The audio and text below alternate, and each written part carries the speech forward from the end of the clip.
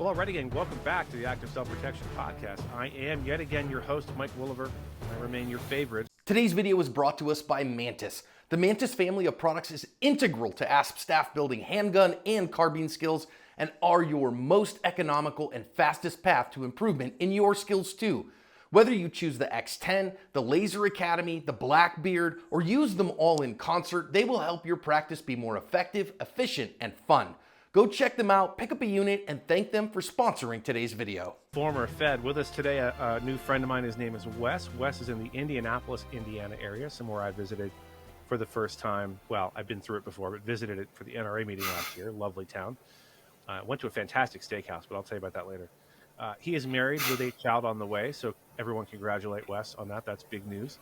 And he is trying to, because of having the new baby, he would like to get out of the 9-to-5 rat race and follow his passion, the thing he loves, which is video production. Is that accurate? Did I say that correctly, Wes? That is correct. Yeah, mostly video editing due to the fact that I'd be limited to my ability to go film on location. I could do all the video editing remotely. So, all right. Well, I mean, our podcast editing isn't great because I do it and I'm bad at it. So maybe you can give me some pointers. We'll see how that works out. So listen. If you could potentially work remotely, right? You don't have to be in the same city with someone who wants your services, right? Oh yeah, correct. Yeah, as long as I have a way of transferring the files to and from the person, either Dropbox or Google Drive, really you can work anywhere with a internet connection. Right on. So, folks, if you're listening, if you have a need for that sort of thing, let me know. Mike at ActiveSelfProtection.com. And I've done it before. I'll do it again. I'll hook you up with Wes, and maybe you guys can get some work done and get him some business. That would be great. So he didn't have to be gone away from his new baby all day long. So Wes, tell us about yourself. Are you someone who historically has, I know your story happened a long time ago and it happened when you were still young, but have you been at least since then sort of mindful of your own self-defense and aware of your surroundings, that sort of thing? Oh yes, for sure. So even before the incident, I was in the process of becoming a black belt in Taekwondo. And so leading up to that point in time, I had been in this self-protection. It probably was the Karate Kid at the time, kind of working its way through the movie scene. But kind of always had like a sense of self-awareness, kind of building up to that. No firearm training before that, but post, I have went and done some AR style classes, pistol classes, and of course, watching the Active Self-Protection YouTube channel, podcast, and app. Nice. So you are an app subscriber. That's cool. I think you're the first one we've had on who's been subscribed to the app, so we appreciate that. Folks, check the app out. What the app is doing for us in part is helping a little bit of a firewall. YouTube can be a bit capricious at times on whether or not they pay you, how much they pay you. They want to demonetize an individual video for whatever reason. And sometimes we really, John, Neil, Steph, and I will scratch our heads like, that one really? Like, of all the videos we put out, that's the one that, the age restrict and demonetize. But it happens. And there could come a point, anytime, there could come a point where YouTube's like, no, we're not paying you at all anymore. Or we're deleting your channel because it's got too much violence on it or whatever. So the app is sort of a bulwark against that so we can stay in business and keep doing what we're doing. So plug for the app done. So you said you've had some classes. So do you own? You don't have to answer this if you don't want to. Did you go out and buy a pistol, an AR sort of thing? And if you bought a pistol, what was the first one you bought? I always like to ask that question.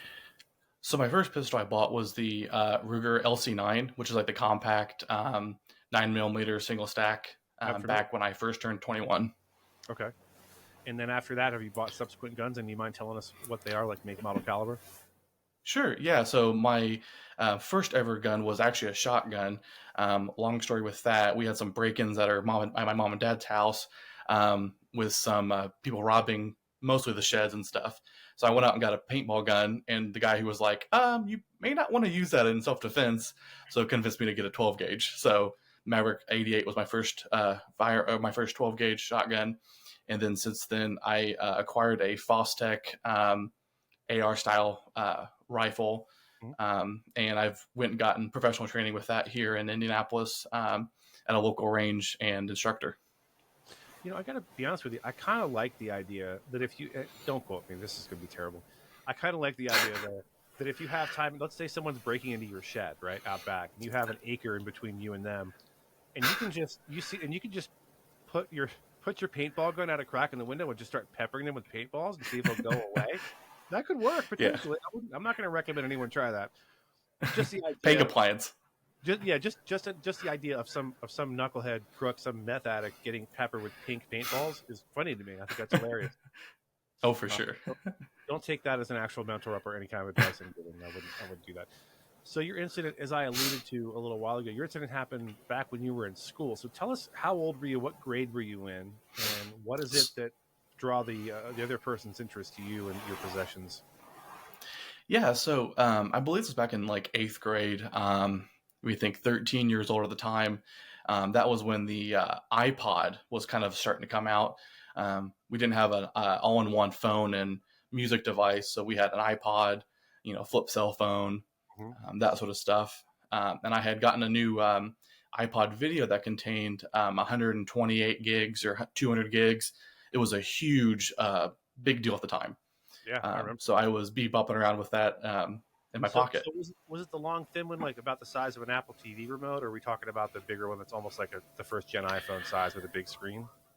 Yeah, it was more that size, and it had the old scroll wheel on it, so you had the Right. play button at the bottom and stuff. So If you look back at Steve Jobs announcing the first iPhone, that was one of the potential designs they were going to go with, was a screen with a scroll wheel underneath it. I'm like, I can't imagine how life would be now if there was a scroll wheel on everyone's iPhones. It probably wouldn't have been good. So I believe you said you were on the bus when this went down. So kind of walk us through what happened. yeah, so being a kid who was in middle school, maybe not the most popular kid, I left class, started making my way towards the bus, and our school was unique that it was so small that the high school and the middle school share the same bus route. We didn't have enough bus drivers and nor need enough kids to really warrant having two separate bus systems to take kids to either your house or whatever. It's a very small town in southern Indiana. So I get on the bus. I'm one of the first kids on the bus. Middle school kind of got out a little bit before the high school. So we were just sitting on there, and you kind of like got on the bus and, well, where am I going to sit today? And I have someone I have to sit with, that sort of thing. So I kind of hugged the middle of the bus, kind of roll the dice, who you'd sit with potentially. Right. But And you're so, not with the nerds, and you're not with the cool kids. You're right in the middle. You're right there. Because for me, I don't know anymore. Back of the bus where the cool kids went. Is that still a thing? Yeah. I mean, okay. You find yourself in if you sit, probably a wise decision.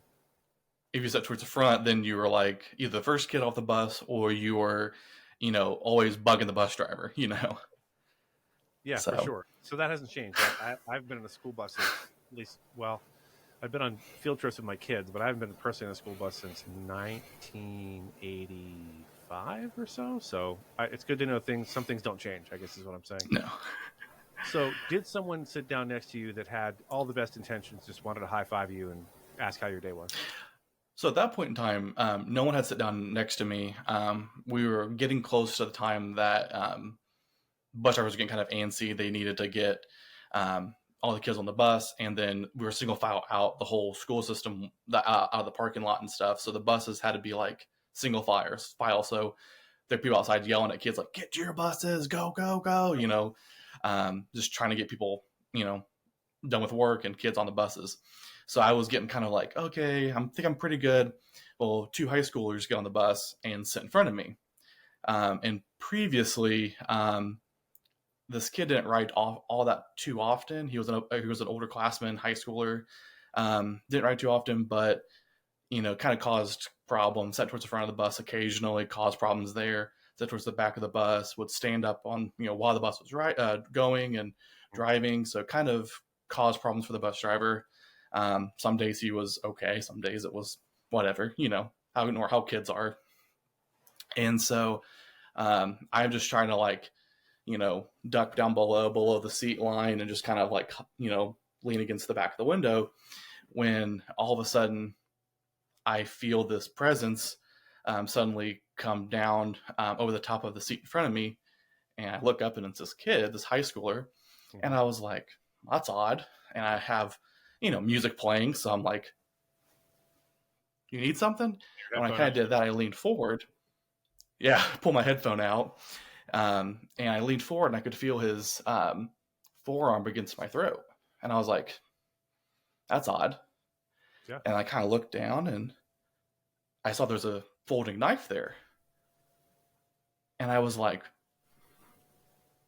that's not supposed to be there, like, So he and all I hadn't heard was, at this point, he was just starting to basically try to rob you, but he hadn't said anything to you about that, like, give me your iPod or I'll take it or whatever.